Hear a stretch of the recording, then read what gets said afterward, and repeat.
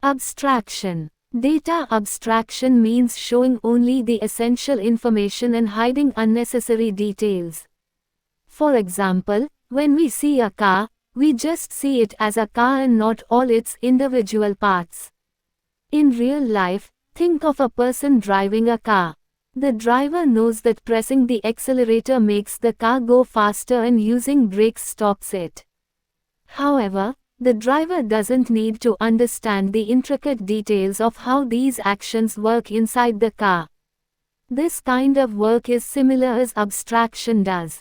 In Java, abstraction is done using interfaces and abstract classes.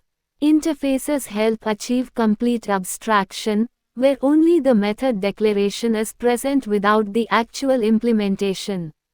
In this example, the shape abstract class has an abstract method draw and a concrete method display. The circle class extends shape and provides an implementation for the draw method.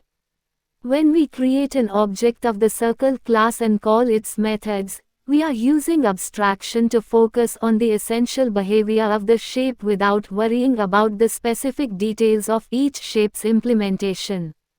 For better understanding, please go through the code and try it on your side. Happy coding! See you again. Thank you.